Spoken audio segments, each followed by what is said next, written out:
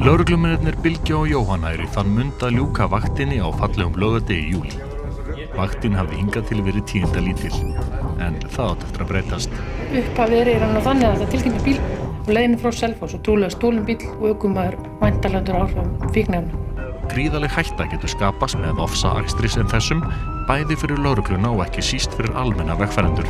Aksturslæðið vægast þetta bara mjög glæfralegt. Hann keyrir þarna fyrir öfugum fram úr, keyrir nánast á gangandi vegfarenda, keyrir fram hjá skóla og íbúðagötum og svona á þá svívirðilegri siglingu og virti engin umferðarmerki og ekki stöðunarmerki lögreglu.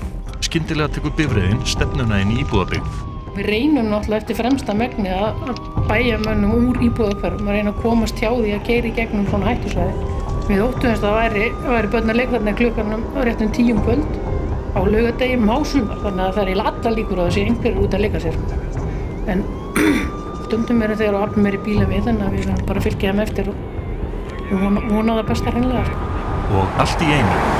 Í hringtorginu, ef við komum örlítið nær, hefðum við haft tækifæri jafnvel til þess að keyra í hann til þess að stöðva.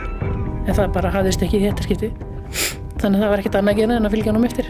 Þegar þarna var komið við sögu bættust enn fleiri lögreglubílar í hópinn, en lögreglumönnunum var þó létt þar sem bílstjóri bifreiðarinnar hefði tekið stefnuna úr íbúðarhverfinu og í átt að Vesturlandsvegi. Lögreglan vinnur samkvæmt norskri aðferð þegar stöðva þarf bifreiðar með valdi. Lögreglumenn fá þjálfun í að meta og bregðast við aðstæðum hverju sinni.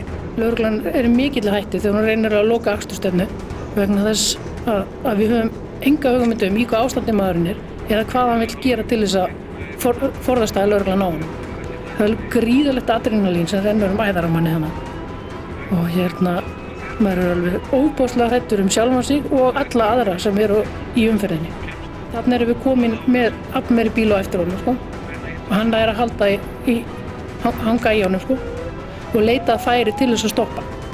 Eftir að hafa ekið á ofsahraða Vesturlandsveginn gerist þetta.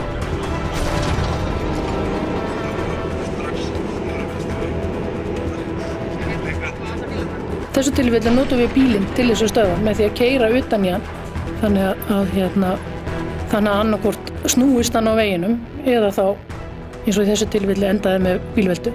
Lögreglumennirnir þeysast á vettvang til að kanna líðan ökumanns. Sjúkrabílar fylgja okkur í humátt. Venjulega þegar við förum í svona, þá fylgja þeir í humátt, þannig að þeir eru skammt undan ef eitthvað gerist. Það var mikil mildi að enginn slasaðist, hvorki í eftirförinni, né þegar lögreglan stoppaði jeppabifreiðina. Ökumaðurinn var þó fluttur á slysdeild til aðhlynningar en var svo handtekinn í kjölfarið. Maðurinn var ákærður og dæmdur í 12 mánaða fangelsi fyrir þetta og fleiri brot. Þá var hann sviptur ökuréttindum í 3 ár.